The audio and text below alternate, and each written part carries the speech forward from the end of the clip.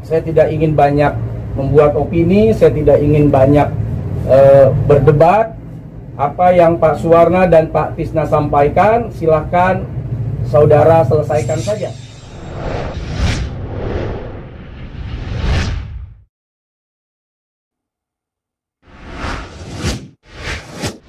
Pertama, saya ingin meluruskan dulu ya, bahwa Pak Suwarna itu bukan panitia, tapi Pak Suwarna adalah calo, broker yang menyambungkan acara antara panitia dengan saya. Nah, saya ingin sampaikan bahwa dari sejak awal Pak Suwarna itu tidak jujur dalam mengundang lokasi acara. Ini undangan dia kepada saya. Ini saya diblokir 26 September 2 titik, siang Masjid Besar Pangalengan, malam Masjid Cisewu Pangalengan Kiai. Jadi tidak ada undangan ke Garut. Ini chat yang pertama. Kedua, mungkin teman-teman pernah melihat saya buat video akan hadir insya Allah di Cisewu. Dia kirimkan spanduk ya tanpa ada alamat Garut, dan di sini dia tulis video kiainya buat meyakinkan mereka, kiai, buat warga Pangalengan Bandung, jangan lupa ya, hadirilah acara pengajian tablik akbar bersama saya Ustadz Solmed pada tanggal, tempat, jangan lupa datang, ada di brosur. Jadi dari awal dia sudah menyampaikan bahwa acara di Pangalengan Bandung bukan Garut. Berikutnya dia juga kirimkan, nah ini di Pangalengan, ini tanpa ada penjelasan, dan dia tulis semuanya di Kabupaten Bandung, Kecamatan Pangalengan Kiai. Nah ini yang harus saya luruskan pertama, bahwa panitia yang mengundang lewat Pak Suwarna ternyata sampai ke saya infonya bukan di Garut tapi di Pangalengan. Nah, ini saya luruskan, dan Pak Suwarna itu bukan panitia tapi dia adalah broker calo untuk acara.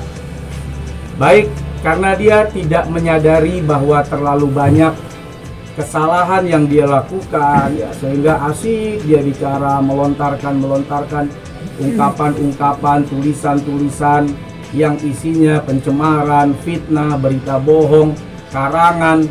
Ya, saya tentu sebagai warga negara Indonesia punya hak untuk melakukan pembelaan dan klarifikasi atas segala pernyataannya.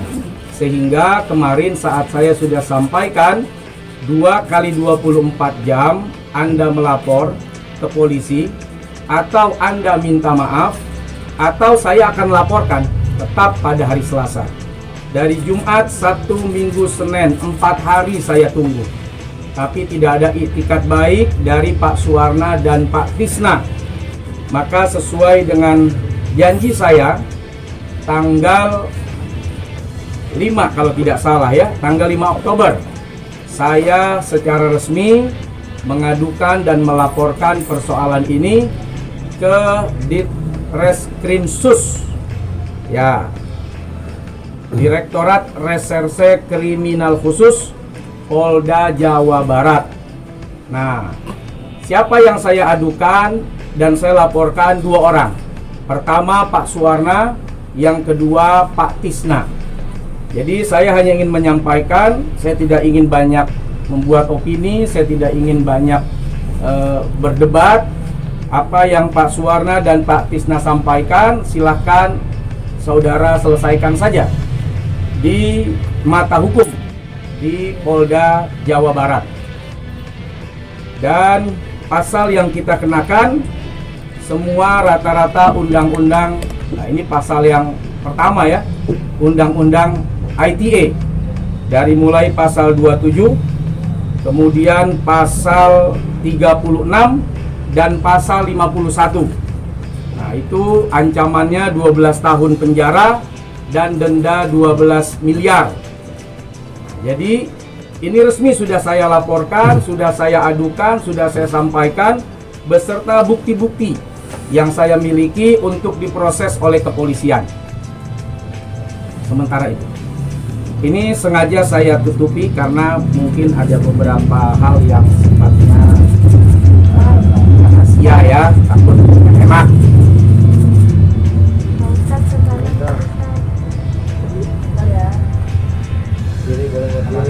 Tengah dulu, tengah. Oke. Tengah.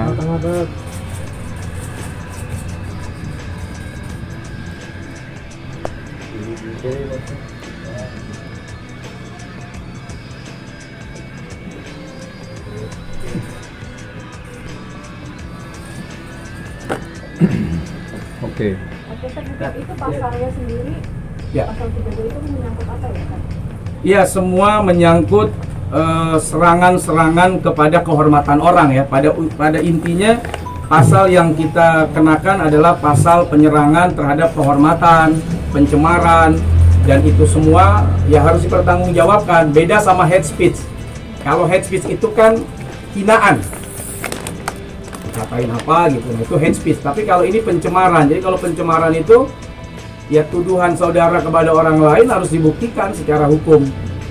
Dan saya sebagai warga negara memilih mengambil hak untuk menyelesaikan itu ya secara adil, bahwa tidak oleh saya, tidak oleh Pak Suwarna dan Pak Tisna, tapi oleh kepolisian, agar polisi nanti melihat dengan baik bukti-bukti yang ada. Nah, kemudian tentu sebagaimana yang tertulis di laporan ini akan dilanjutkan untuk penyelidikan, lanjut penyidikan sampai proses berikutnya.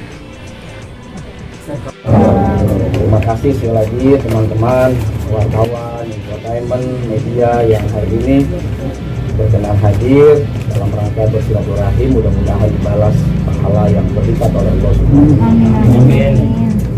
Pertama, saya ingin meluruskan dulu ya, bahwa Pak Suwarna itu bukan panitia, tapi Pak Suwarna adalah calo, broker yang menyambungkan acara antara panitia dengan saya.